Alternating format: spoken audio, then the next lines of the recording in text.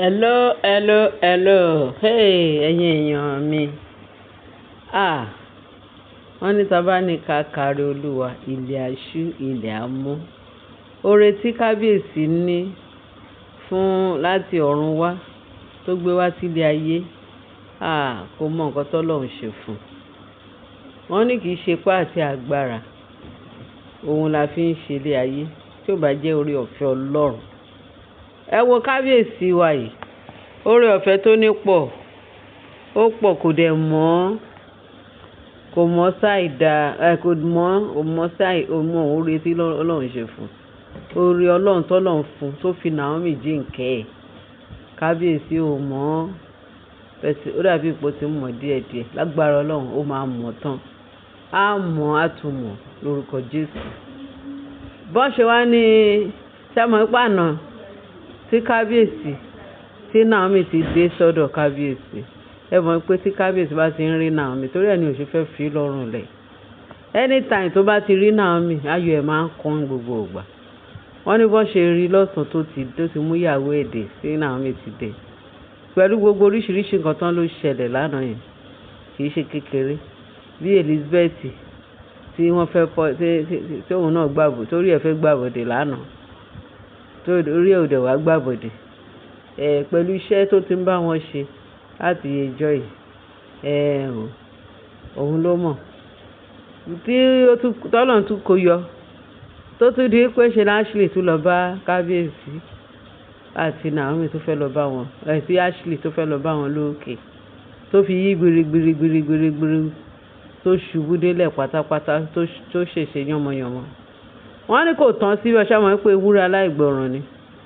Wọ́n ní bó ṣe wá di òru ọ̀gànjọ́, bí ó dàbí pé wọ́n ti ń sùn níbi tí Naomi lóhùn ti ń sùn, tó bá kàn rí pé ẹ̀mí yẹn ní dìde kó lọ gbàdúrà, ó sì gbàdúrà òru. Wọ́n lẹ́mí yẹn ní kó dìde dúró kó bẹ̀rẹ̀ sí ní kó jí kó bẹ̀rẹ̀ sí ní lọ ń kántà, kó lọ sọ ìsàlẹ̀, kó lọ máa báàndì kó máa pòun ṣàǹgbọ́ wúrúwúrú pa. Àwọn òwú ló ń dún lóyún, bó ṣe ara sùkalẹ̀ kẹ́lẹ́kẹ́lẹ́ láti upstairs ní sísàlẹ̀ ní chamber. Èmi ò bóyá chamber wọn, bóyá wọn kì í ti o. Èmi ò mọ̀ bẹ́ẹ̀ tí wọ́n náà fi pé chamber ni. Kọ̀tà gbọ́ allegedly pé bí Maria àbí ní Naomi kan ṣe ṣí sọ̀kalẹ̀ sílẹ̀ tó dẹ̀ ṣí chamber, tó dé chamber kábíyèsí, ló bá rí i pé lóru yẹn òun á rí Ashley àti Maria tó mú ọwọ́ wọn dání. Wọ́n mú ọwọ́ wọn méjèèjì, gbogbo wọn méjèèjì mú ọwọ́ ara wọn dání. So wọ́n bẹ̀rẹ̀ incantation yìí. Ṣé mọ̀ pé àwọn Christian máa fẹ́ gba àdúrà ṣọ̀kan náà, wọ́n máa mọ́wọ́ dání. Àwọn náà wá fẹ́ gba àdúrà ṣọ̀kan lórí kábíyèsí pẹ̀lú iṣẹ́ ẹbí, pẹ̀lú incantation iṣẹ́ ẹbí. Wọ́n fèdè èṣù sọ̀rọ̀. Wọ́n ṣe bẹ̀rẹ̀ bí Naomi ṣe bẹ̀rẹ̀, tóun náà bẹ̀rẹ̀ àdúrà ni. Tó bẹ̀rẹ̀ àdúrà ní ó wá pè wọ́n, ó ló sọ pé Mariam, ó dẹ̀ pé Ashley, kí ló ń ṣẹlẹ̀? Kí ló dé, kí lẹ̀ ń wá nù ṣe ń bà kábíyèsí? Ó ní wọ́n dá lóhùn. Wọ́n bẹ̀rẹ̀ sí ní pé orúkọ kábíyèsí, wọ́n ń pe orúkọ kábíyèsí. Ó ní wọ́n pe orúkọ òun ò gbórúkọ òun lẹ́nu wọn, òun ò dẹ̀ gbórúkọ àwọn ọmọ òun lẹ́nu. Pé bẹ́ẹ̀ tí wọ́n ń pe orí kábíyèsí ní gbogbo òru yẹn, pé wọ́n incantation. Wọ́n bẹ̀rẹ̀ sí ní ṣe náà. Pé òun tó wá bẹ̀rẹ̀ sí ní cast, òun band, òun cast, òun band, blood of Jesus tó ń kàn pè lẹ́ẹ̀kan náà. Ó ní bí bọ́ṣọ ọwọ́ wọn ṣe túká nìyẹn, bí Mariam fọwọ́ méjèèjì gba orí dání. Blood of Jesus, blood of Jesus, blood of Jesus. Wọ́n before inú ìtókàn ṣubú lulẹ̀, ló bẹ̀rẹ̀ sí ní róòlù, ló ń pariwo, ló ń róòlù nílẹ̀. Pé Ashley ló wá ń ṣe bíi pé ṣẹ́mọ̀ pé olórìṣà ni, òun ọ̀gá olórìṣà ní pààtì tiẹ̀. Ó wá fẹ́ figagbága pẹ̀lú Jésù.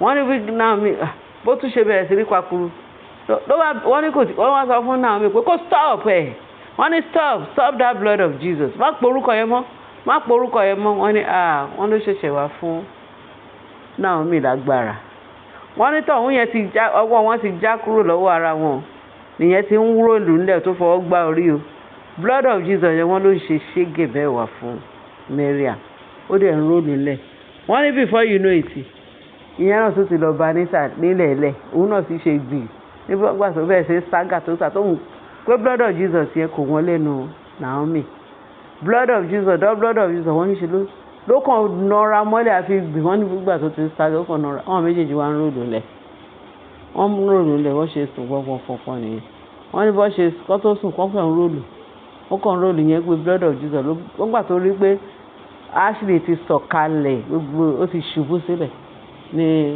kábíyèsí wá ní blood of Jesus tó gbọ́ lóhùn rere ni kábíyèsí fi jí kábíyèsí wá sọ̀kalẹ̀ kí ló ń ṣẹlẹ̀ wọ́n ní ṣe ni kábíyèsí fọ́ gbárí pé kí ló ní kí lẹ́yìn ọmọbìnrin yìí ṣe ń bíbà wọ́n ní Naomi wá sọ sí kábíyèsí ó lóun ti dìde òun mọ̀ pé wọ́n máa wà bóun ṣe dé sáàfin ó ní bá tutù bẹ̀rẹ̀ ó ní oorun ti fẹ́ gbóhùn lọ bóun kàn ṣe fòdìdẹ̀ ẹ̀mí yẹn ní dídé kó lọ gbàdúrà bóun ṣe wá bá àwọn méjèèjì yẹn ní ìsàlẹ̀ nìyẹn tó ń káàsì tó ń báńdì tó ń porí yín tó ń porí kábíyèsí ní nǹkan bóun kàn ṣe ìbẹ̀rẹ̀ àdúrà blood of Jesus ló gbé wọn ṣubú bẹ́ẹ̀ ṣe ń wò wọ́n yẹn tó ń ròlù ńlẹ̀ wọ́n ní kábíyèsí ní fíìmù lélẹ̀ àbí kìíní ṣe ló dẹ̀ ń wò wọ́n ṣe wọ́n ní ṣe ní kábíyèsí lanú lẹ̀ tó ń wo Naomi tó ń wò wọ́n lẹ̀lẹ̀ tó ń wo Naomi tó wo àwọn kìíní yìí ńlẹ̀lẹ̀ ó ní àpábàjọ torí ẹ̀ mo ṣe sọ pé ò gbọ́dọ̀ fi mí lẹ̀ ó lè fi bíbà yìí lẹ̀ ó ní tó wá pò sí lára ni wọ́n ní ẹ wá wòran wọ́n ní lóru yẹn wọ́n ti lọ jí gbogbo àwọn tó yẹ kán jí àwọn tó wà ní ṣẹ́ńbà kàbí kí wọ́n máa ń pè wọ́n àwọn alàgbà pé kí wọ́n wá wo àwọn ẹlẹ́yà àwọn ilé lóru ilẹ̀ mọ́ bá wọn bẹ̀ wọ́n ní gbà tí kábíyèsí pé wọ́n tán ní wá wọ́n ní kí lélẹ̀ kábíyèsí wá bẹ̀rẹ̀ sí ní ṣàlàyé fún wọn wọ́n ní pé Naomi kábíyèsí egungun wà nǹkan ṣe sí kẹfíà kẹ́ni káwọn pípù yìí jáde àwọn pípù yìí tó jẹ́ kẹ́ onísìnmi ní ààfin yìí ní gbogbo wa ẹnì kan máa lọ ẹnì kan kúrò láàfin kí láǹfààní wọn ní pé tẹ má rojú ráyè láàfin àbí bẹ́ẹ̀ kọ́ àbí kẹ́ má ní ìsinmi láàfin àbí kí ni ìtumọ̀ yẹn ó kì gbà tí wọ́n á ń porí yín níbi tí nǹkan kan á ṣe yín kí ló máa ku àwọn òkú ṣé wọ́n máa sọ pé nǹkan abájọ àwọn ṣẹ̀ṣẹ̀ rí reason tí kábíyèsí ti sọ pé òun ò fẹ́ kí Naomi kúrò lẹ́jọ́ pé so ara nǹkan tí Naomi máa ń ṣe lójú kòrò wọ́n ní àná yẹn ojú gbogbo wọn jà pé so wọ́n fẹ́ pa kábíyèsí wọ́n ní mẹ́rin Naomi sọ pé kò lè pa kó lè ṣeé ṣe ó ní ara nǹkan gbogbo nǹkan tọ́mọ yẹn iṣẹ́ tó máa ń ṣe tí òun àti ẹ̀ bá wà papọ̀ nìyẹn oníṣẹ́ rẹ̀ gbàtàn ti rí kó ti wá wọ́n ló ń ba nǹkan wọn jẹ́ láàfin gidi gan wọ́n ní Naomi ń ba nǹkan wọn jẹ́ láàfin fún gidi gan fún àwọn alágbẹ́ ní ẹ̀ẹ́n wọ ẹ̀dà owó jíjẹ kọ iṣẹ́ ibi tó fẹ́ ṣe Naomi ò jẹ́ kán rí iṣẹ́ ibi yẹn ṣe fún kábíyèsí òun ló ń ta wọn lára ara rẹ̀ máa ta wọn pẹ̀ wọ́n ní kí kábíyèsí mú wọn kúrò kó wábì kan jẹ́ kan gbà